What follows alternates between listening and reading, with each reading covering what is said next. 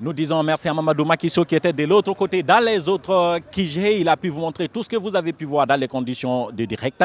Et maintenant, nous vous souhaitons la bienvenue ici. Ici, nous sommes au Kijé du BL. Il faut savoir mener un mouvement de protestation, dit-on. N'a-t-on pas demandé à l'opposition républicaine de changer de stratégie? Eh bien, depuis 4 jours, à l'heure Kijé, le bloc libéral fait une grève de la faim. Ils ont refusé de se nourrir. Ils font un genre de protestation. Nous allons entrer vous montrer tout ce que vous allez voir dans les conditions de direct. Je rappelle encore qu'aujourd'hui, samedi, c'est la clôture. Et donc, c'est à cela que vous allez assister. Mais nous allons les poser des questions. Comment cela s'est-il passé? C'est dans cette émission. Bienvenue à tous.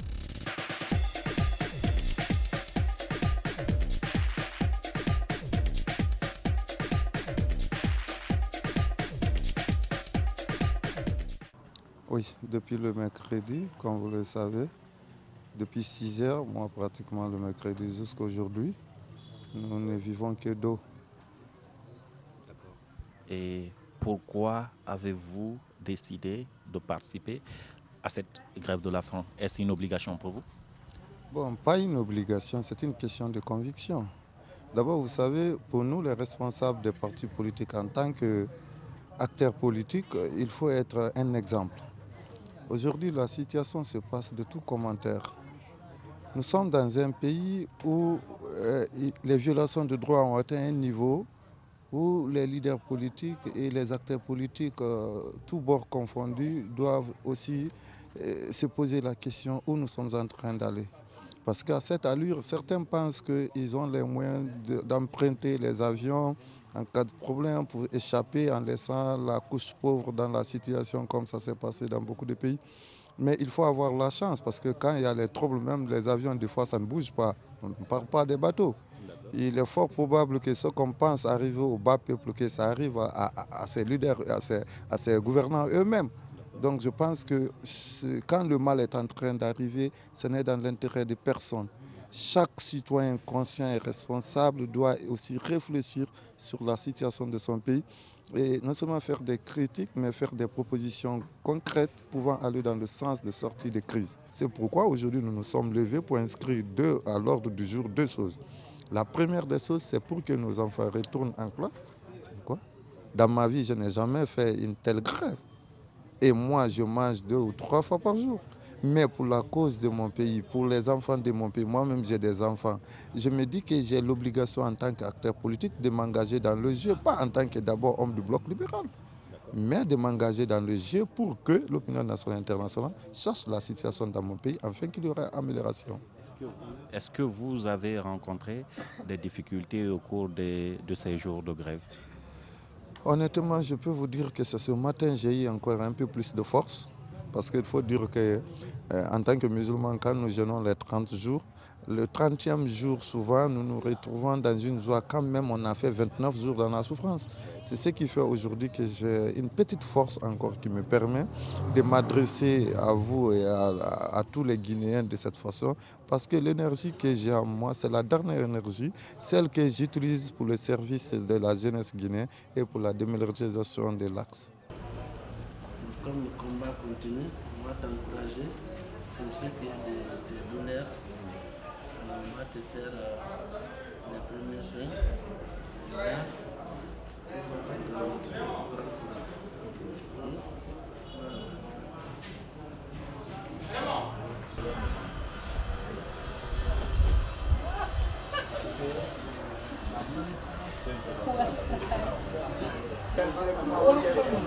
À la c'est élémentaire. C'est élémentaire.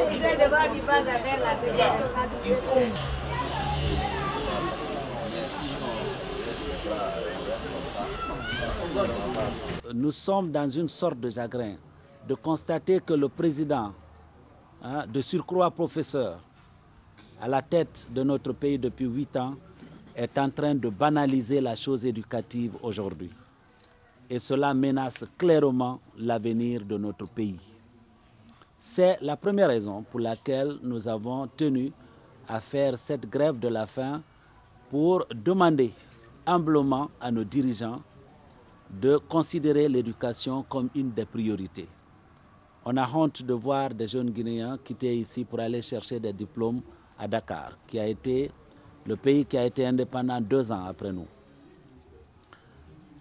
La deuxième raison pour laquelle nous avons décidé d'entamer cette grève de la faim, c'est la militarisation de nos quartiers. D'aucuns vont nous dire que depuis qu'on a installé les PA, il y a un calme. Nous rappelons à ceux-là que la justice n'est pas synonyme d'inexistence de conflit.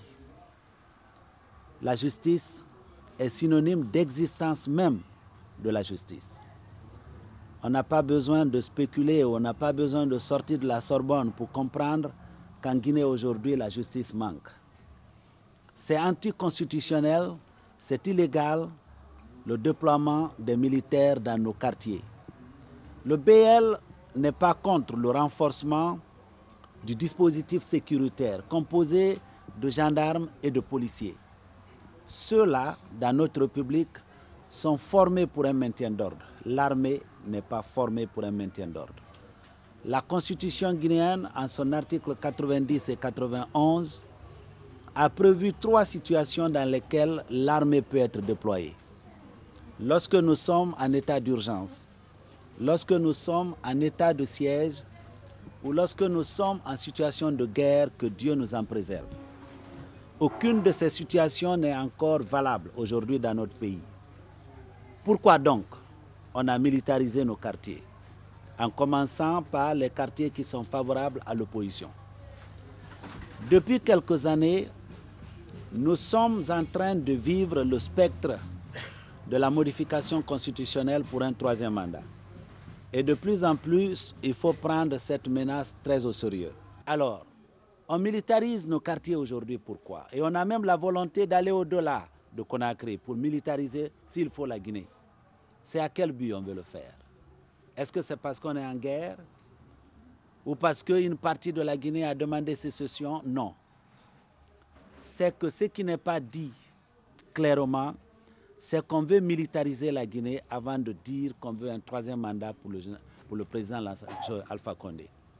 Et si cela devait se faire, nous interpellons la conscience de tous les Guinéens de commencer par se réveiller maintenant et surtout élever le ton au lieu d'attendre de lever les mains. Car cette dictature qui est en train de se montrer risque d'être plus sanglante que celle que nous avons connue par le passé. Nous avons commencé cette grève de la faim, nous avions voulu la faire d'abord en face du Palais du Peuple. Nous avons adressé une lettre à la mairie de Kaloum qui nous a répondu en nous disant qu'elle ne peut pas autoriser que nous fassions notre grève de la faim en face du Palais du Peuple. Nous nous sommes adressés à la municipalité de Dixine.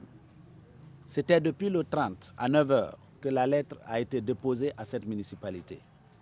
Elle a commencé par ignorer. Elle a observé un mutisme. Nous avons considéré le mercredi matin que qui ne dit rien consent. Et c'est pour cette raison qu'on a été déployer nos tentes, nos bâches, nos nattes pour commencer notre grève de la faim. Nous avons été surpris. Je ne crois pas que faire la grève de la faim, c'est poser un acte de violence. C'est plutôt faire violence sur soi-même pour dire non à un acte que pose son gouvernement. Là-bas, on a été déguerpis. Nous nous sommes déplacés dans la discipline vers Gamal. Sur le trottoir, nous nous sommes installés.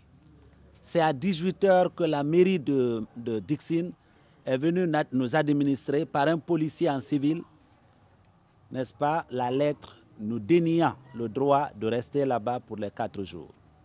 Et 2 minutes après, c'est un autre policier en uniforme qui est venu nous demander de quitter. 2 coups de téléphone ont pu sauver la vie à certains d'entre nous. Parce qu'on a quitté juste 10 minutes avant l'arrivée des forces dites de l'ordre qui sont venus déchirer au passage tout ce qu'ils ont trouvé comme affiches. Même les affiches qui n'appartenaient pas au bloc libéral. Parce que quand nous quittions, nous n'avions aucune affiche sur place. Et je crois que dans une telle situation, Il n'y a qu'un nom qui peut mieux incarner, qui peut mieux décrire le régime sous lequel nous sommes, la dictature. Et quand on est dans une dictature, au BL, nous savons exactement les principes de combat à mener. Premier principe, n'opposez pas à un dictateur la violence. Si vous le faites, vous jouez sur son terrain. Il a le monopole de la violence, il a l'armée, il a la police, il a la gendarmerie, il a même les camps de concentration. Pourquoi pas des milices? C'est pourquoi le BL n'opposera jamais la force à un dictateur. Nous utiliserons, n'est-ce pas, des méthodes qui vont taper sur sa conscience et surtout sensibiliser les populations à faire un assaut pour dire au dictateur que ton temps est fini. Deuxième principe, on ne négocie pas avec un dictateur. Parce que si vous négociez avec un dictateur, vous lui faites gagner du temps. Au moment où nous vous parlons, la grève de la faim se poursuit. L'épicentre a changé. Si nous sommes en train de clôturer les 4 jours à Conakry, depuis ce matin, dans la ville de Columbus, dans l'État d'Ohio, au cœur des États-Unis, la grève de la faim se fait au moment où nous parlons. Donc, nous clôturons les 4 jours, 5 heures avant la fin de cette grève de la faim, qui aura un jour. Mais c'est pour vous dire que beaucoup de Guinéens ont été sensibles à ce que nous sommes en train de faire. Il y en a sur l'étendue du territoire, ici à Conakry, comme à l'extérieur, qui ont participé à la grève de la faim. Mais il y a un corps que nous ne pouvons pas ne pas mentionner, parce que c'est grâce à vous, les amis des médias, qu'aujourd'hui les Guinéens savent qu'il y a des compatriotes à eux qui, pour le retour de nos enfants à l'école et pour la démilitarisation de nos quartiers, ont fait violence sur eux-mêmes. N'eût été votre accompagnement. À Dixie, nous étions là ensemble. S'il y avait eu violence ce jour, c'est clair que vous en auriez payé. Ici, depuis que nous sommes arrivés au siège du BL, vous avez été avec nous. Nous ne pouvons pas terminer cette allocution sans vous dire un grand merci. Dire merci à travers vous qui êtes devant nous, à toute la presse guinéenne. Ce que vous faites, c'est vrai, c'est votre contribution, mais il faut remercier quelqu'un, même si c'est son champ qu'il a labouré, parce qu'il y a des gens qui ne labourent pas bien leur champ. Vous, vous êtes en train de bien labourer le vôtre. C'est pourquoi nous vous disons merci et nous vous encourageons, nous vous bénissons, nous prions Dieu qui continue à vous préserver. Parce qu'à chaque fois que nous avons été dans les manifestations pour dire non à l'arbitraire, vous êtes avec nous. Vos caméras ont été cassées, on a confisqué vos appareils. Certains d'entre vous sont allés en prison, d'autres ont été blessés et il y en a qui ont perdu la vie. C'est le moment de vous tirer chapeau et vous remercier, vous dire que nous réussirons ensemble. C'est le dernier mot que j'ai à prononcer et je dis à tous ceux qui, dans les réseaux sociaux, nous ont accompagnés. Et je dis à ceux qui sont derrière moi qu'ils ont fait un sacrifice qui n'est pas inutile. C'est des pères de famille, c'est des mères de famille qui ont quitté leur famille pour se loger ici pendant au moins 3 nuits.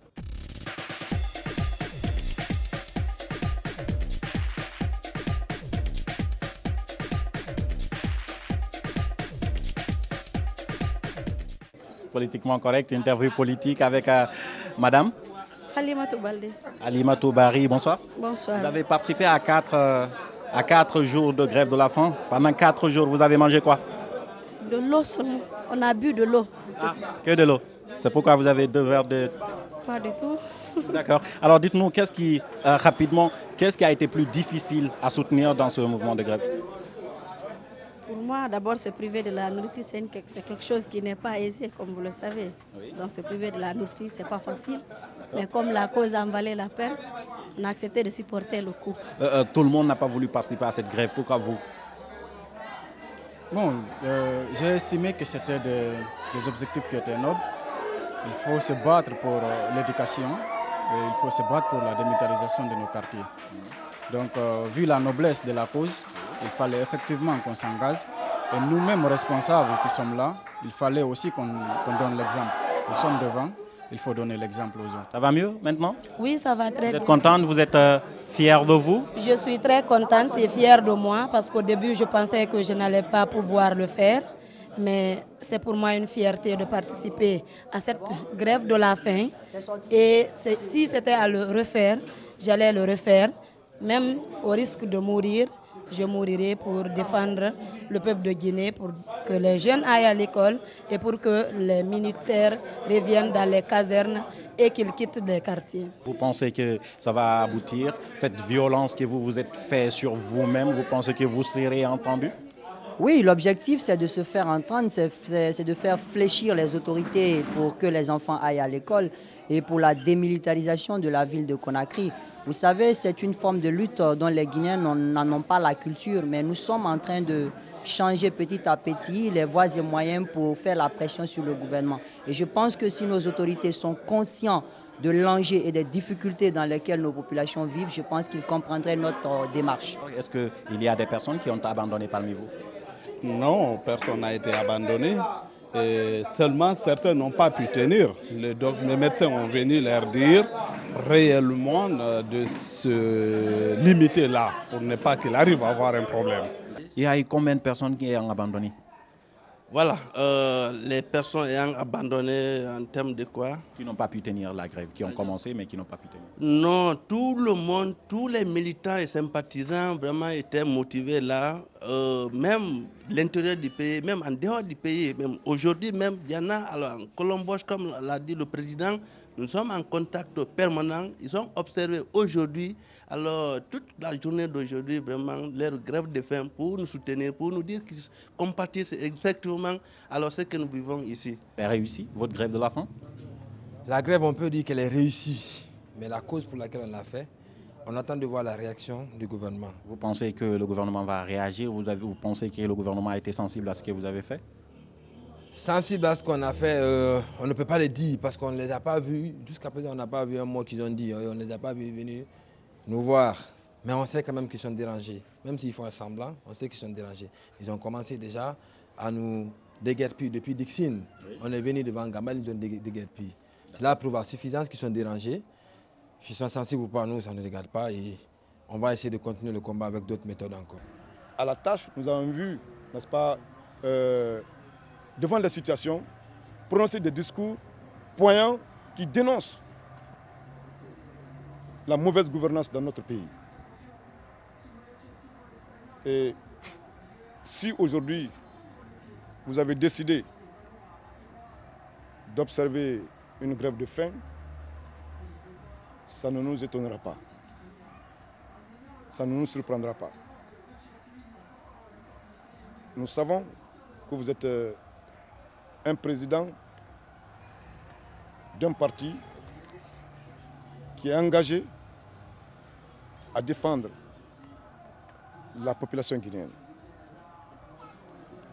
Et nous, en tant que syndicalistes, qui nous sommes engagés dans le combat pour l'amélioration des conditions de vie des enseignants, nous sommes aussi déterminés à ce que les enseignants sortent des conditions de vie très précaires que nous sommes en train de traverser depuis l'accession de notre pays à l'indépendance. Vous le savez, tous les régimes qui se sont succédés en Guinée ici, l'enseignant a toujours tiré le diable par la queue. Donc cette fois-ci, nous nous sommes engagés dans le combat pour améliorer, n'est-ce pas, nos conditions de vie et de travail. Parce que nous savons que la Guinée n'a jamais été aussi riche que maintenant.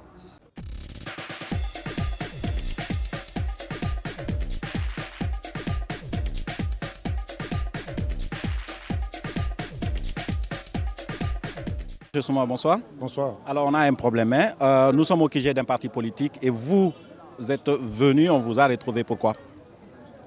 Parce que si nous voyons un parti politique qui apporte son soutien à travers une grève de faim, soutien à notre mouvement de grève que nous avons déclenché depuis le 3 octobre, nous ne pouvons pas rester indifférents. Tout le monde sait que depuis le déclenchement de la grève, le gouvernement guinéen est resté indifférent face à la situation si préoccupante qui concerne l'éducation guinéenne.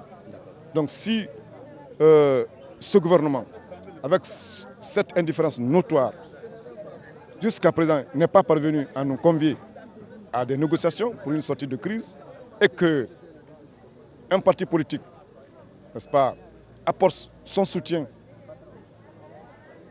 par la forme de la grève de faim, mais nous ne saurons que nous en féliciter.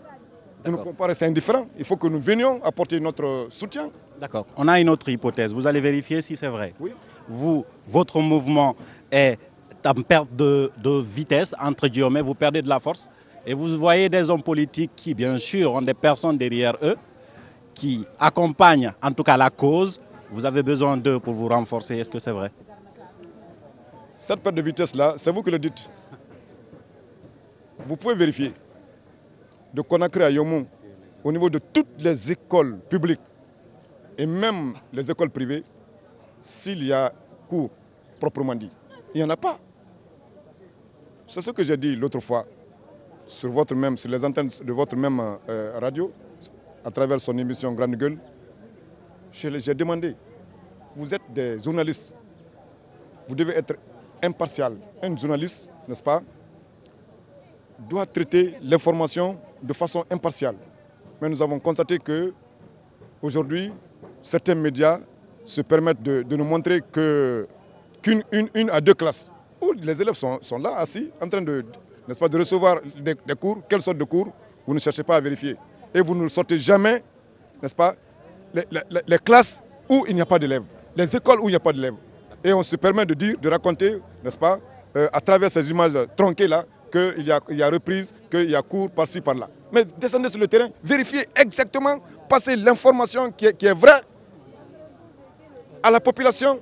Mais nous sommes aujourd'hui étonnés de voir les médias qui sont en train d'eux-mêmes contribuer, n'est-ce pas, à la désinformation. La toute dernière question, vous n'avez pas peur des interprétations politiques? Qu'on dise que vous êtes venu chercher des soutiens au niveau des partis politiques, vous n'en avez pas peur? Non, ils en ont tellement donné, de connotations à notre mouvement, hein, que nous sommes avec l'opposition, on nous a donné, n'est-ce pas, des voitures, on nous a donné des sommes faramineuses et je ne sais quoi encore. Nous sommes droits de notre botte. Nous sommes des apolitiques, nous sommes des syndicalistes. Tout ce que nous voulons, ce que nous cherchons, c'est améliorer les conditions de vie des enseignants et des travailleurs en général. Merci, M. Souma. Merci beaucoup.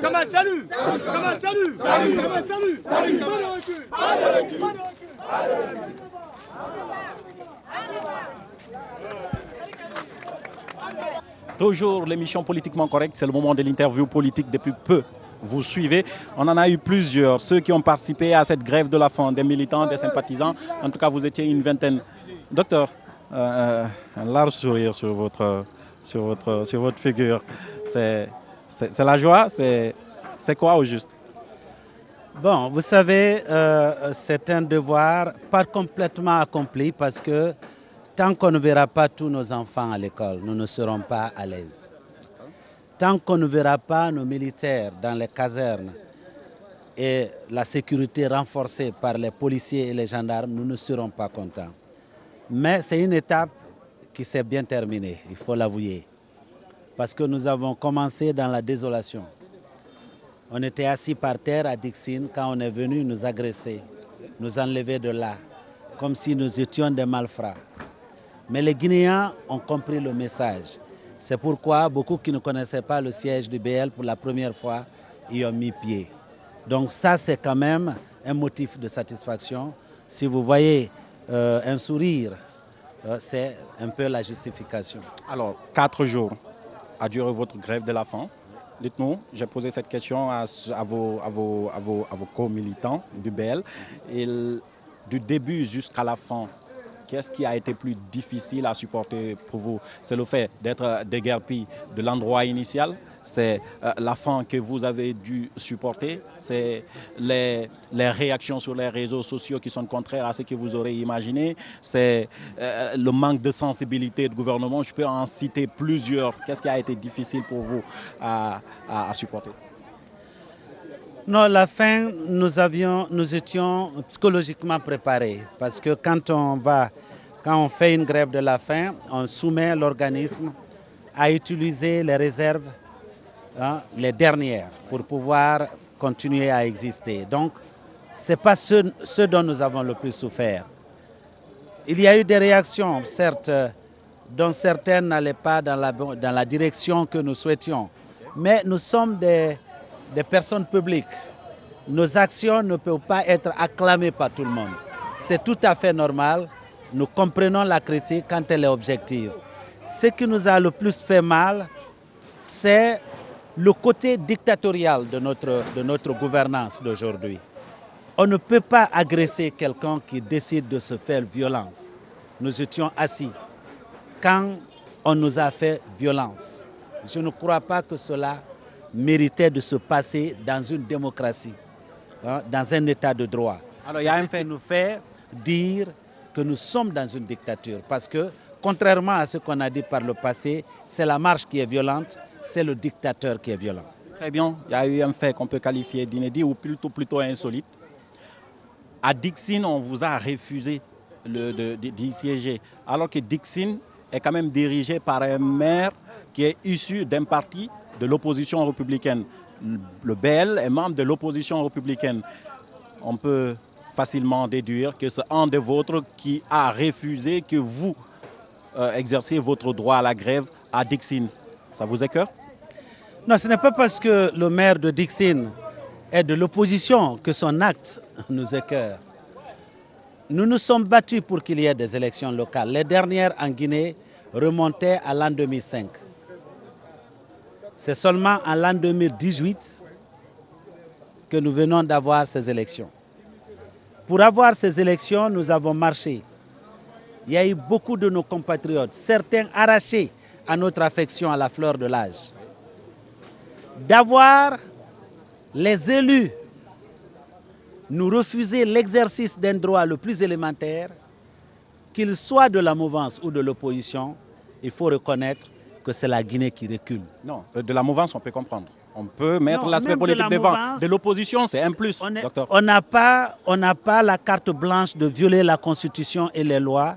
On n'a pas la carte blanche de violer les droits et libertés. Oui, mais un membre de l'opposition, c'est comme un policier qui vole, non? Il y a des circonstances aggravantes pour lui. Vous ne pensez pas? Le comportement de Samba a été indigne. Et nous l'avons dit, nous l'avons répété. Non pas parce qu'il est de l'UFDG. Ça vous a étonné, ce comportement-là? Non, ça ne nous a pas étonné. Vous savez, le combat que nous faisons mérite qu'on reste serein, quelles que soient les épreuves auxquelles nous sommes soumis.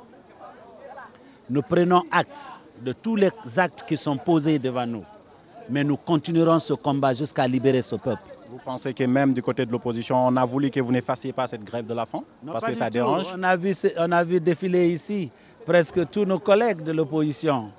Encore hier nuit, on était là ensemble. Mais vous savez un peu, c'est du politiquement correct tout ça. Oui, je sais. Je sais que je suis dans une émission de politiquement correct. Je ne serais pas étonné si Alpha Condé, pour qui nous avons marché à travers le monde, encadré par les policiers français, américains, nous appelle pour dire « je vous ai compris, je vais m'asseoir honnêtement autour de la table pour négocier avec le syndicat ». Ça ne nous aurait pas étonné, ça n'aurait pas été une insulte, mais il est insensible et il ne sait pas, il n'a pas dans son cœur ce pays, ce n'est pas un patriote, c'est un dictateur.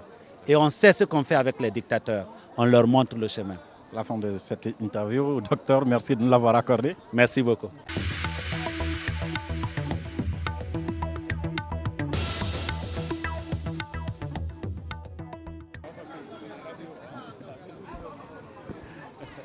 Non, c'est facile, ok, tu tires comme ça, tu viens, c'est ça? Eh bien, c'est aussi cela, la politique, c'est l'art de présenter son intérêt personnel comme étant l'intérêt général. Surtout qu'on dit qu'un grand dictateur naît des petits applaudissements d'un peuple qui se croit libre. Mesdames et messieurs, c'est le terminus de ce voyage politique. On aurait aimé rester un tout petit peu avec vous, mais on ne peut pas. C'est la fin donc de cette émission. Était derrière la caméra avec moi, Amara Alexila, et Mamadou Aliouba était avec Mamadou Macky Sall de l'autre côté. Nous sommes une équipe de jeunes journalistes. Nous ne croyons pas souvent à ce que nous disent les hommes politiques, mais nous nous battons pour les relayer sans cesse. C'est notre devoir. En attendant, retenez que tout parti politique qui n'a pas sa base dans la détermination de faire avancer une cause juste et morale n'est pas un parti politique. C'est juste une conspiration pour prendre le pouvoir. En attendant donc, faites ce que vous pouvez là où vous êtes avec ce que vous avez politiquement correct. Au revoir.